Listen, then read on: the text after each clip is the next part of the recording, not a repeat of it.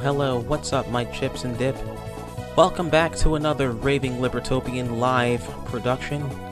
And today I wanted to segue away from my traditional playthrough videos of retro gaming and talk about a subject that's been on my mind for quite some time.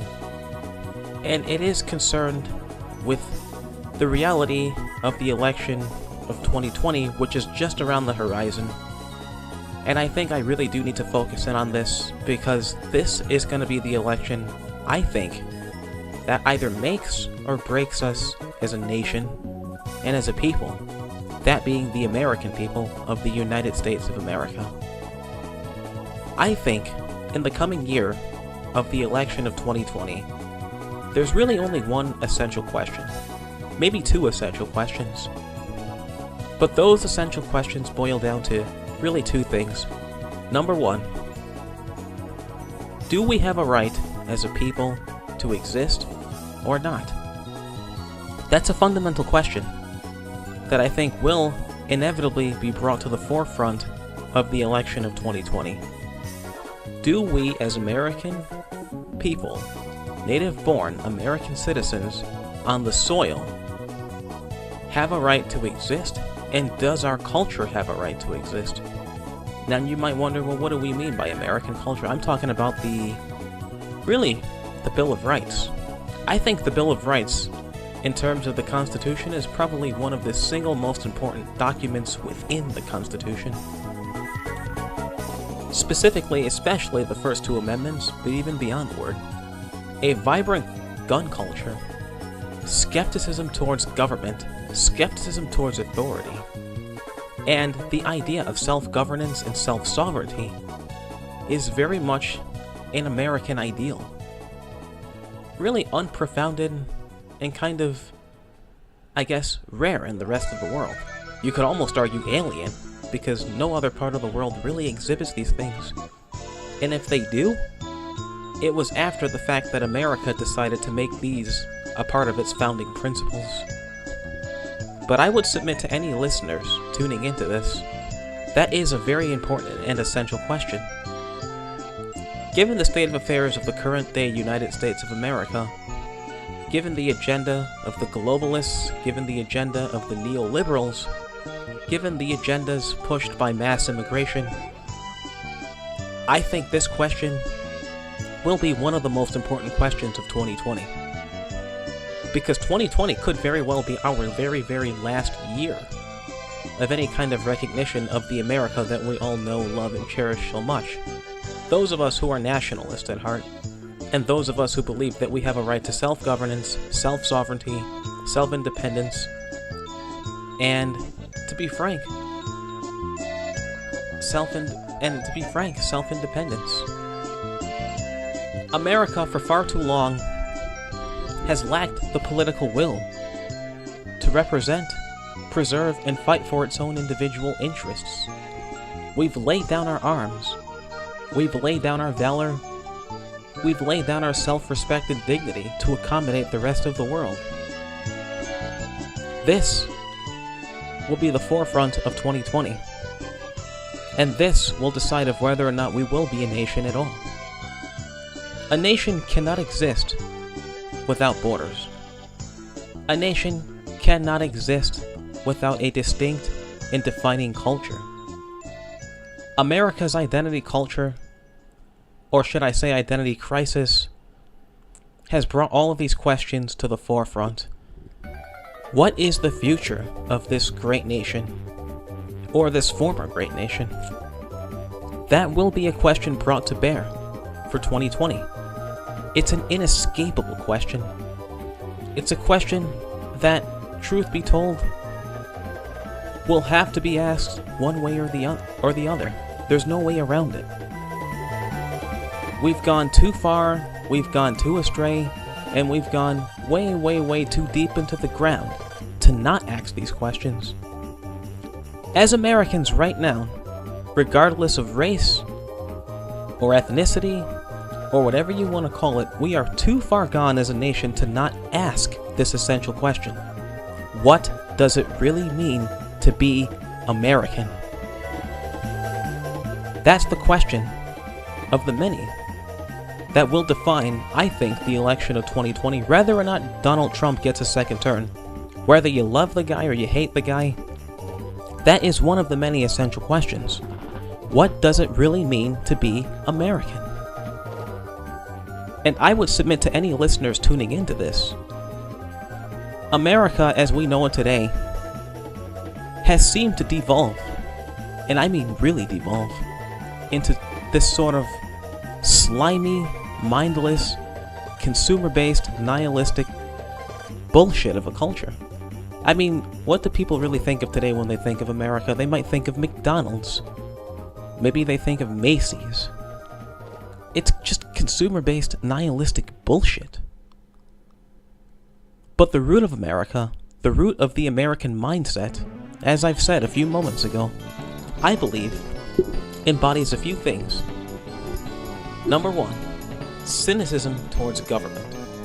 Yes, I think America from its very conception was founded on the principle of a cynicism and a distrust of government, and that the people had the right to decide how they themselves wished to be governed, and that they themselves would decide how they were going to be governed and how to proceed from there. Government had very, very minimal place in the affairs of everyday life of the average American, and that very, very minimal affair of the government, if it shall exist in the context of the United States, was for the sole purpose of national defense. Nothing more, nothing less.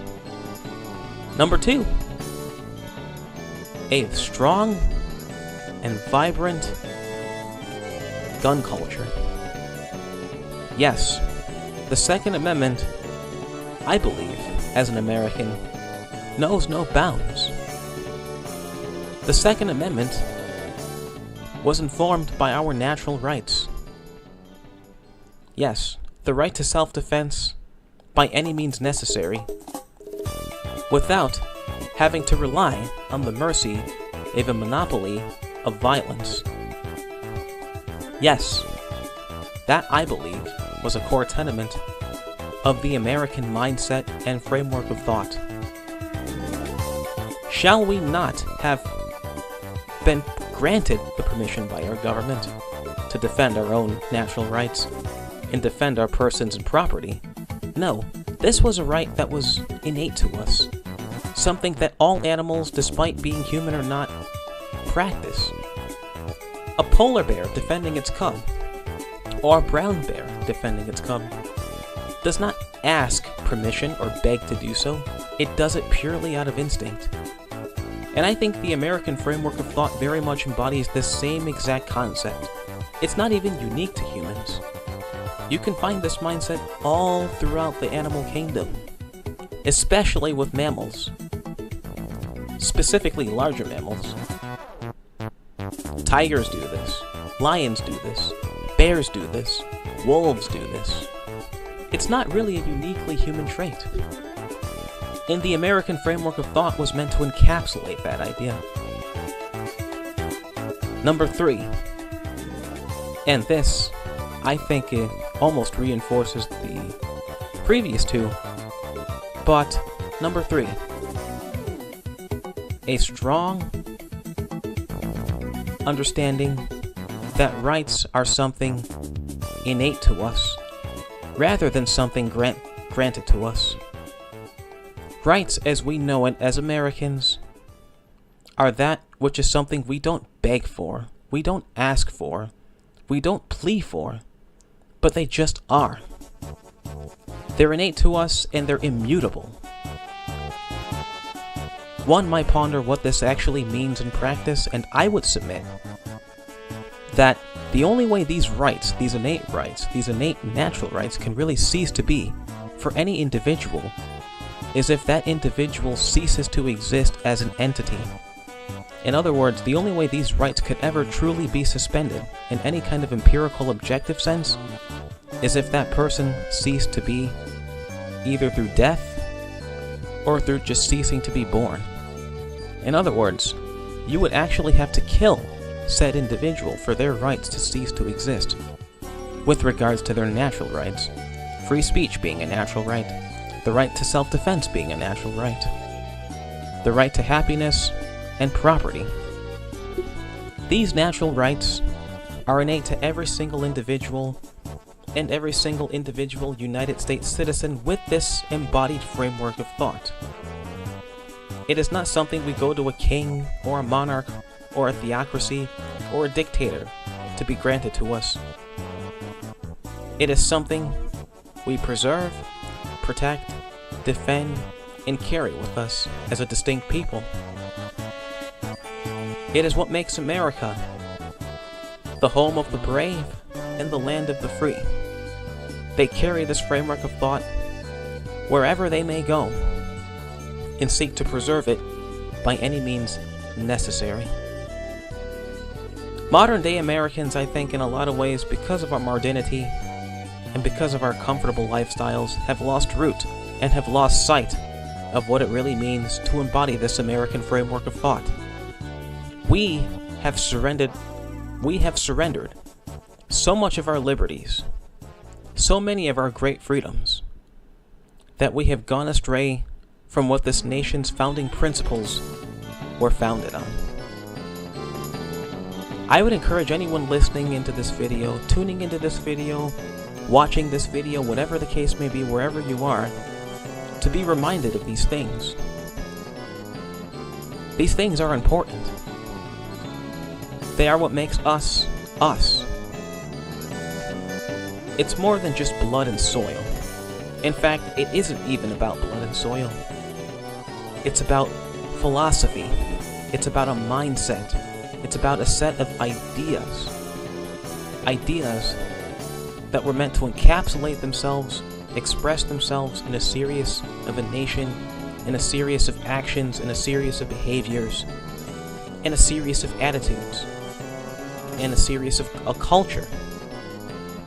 And I would invite any humbled, any able, and any willing American that wants to preserve these ideas to speak these ideals, preserve these ideals, be fruitful with these ideals. Don't let the ironclad fist of the globalists, the leftists, the tyrants, and the oligarchs deter what America was meant to be held so dear to its heart and at its root. Don't let those ideals of tyrants and oligarchs deter that sense of human liberty and human freedom, which is, in fact, the great American experiment. Because I think human liberty, human freedom, these things are really the only things in this world that make the human experience so bold, so brave, and so unique in this great ordeal we call life. Without these things, there's nothing. Nothing except the ironclad fist of the tyrants. And I do quote from the famous Patrick Henry, "Give me liberty or give me death." These are the only two options. And 2020, I think, will be the decisive election where the American populace, whether they want to or not, will have to choose. It's either existence or non-existence. Those that choose non-existence are history. Do we really want to be history? Does this great nation with a rich history of human liberty and the experiment of human freedom want to disappear and vanish from the face of the earth? I don't want that. I don't think anyone listening to this wants that either. So, talk to people. Talk to your friends. Talk to your family. Talk to your coworkers. Talk to your peers. Talk to your colleagues. This matters. The history matters. The framework matters. These things all matter. And if they're squandered, if they are squandered in the years to come, the America as we all know it will cease to exist. And that, my friends, is when we enter another dark age. I don't want that. I don't think you guys want that. So please, please, please, have these conversations. Rattle that boat, rattle the cages. Get people to talk about these things. They matter. They absolutely matter. History matters because it informs the future. And to some extent, it informs the present. Let me know what you guys think about this. This is something that's been on my chest for a long while now.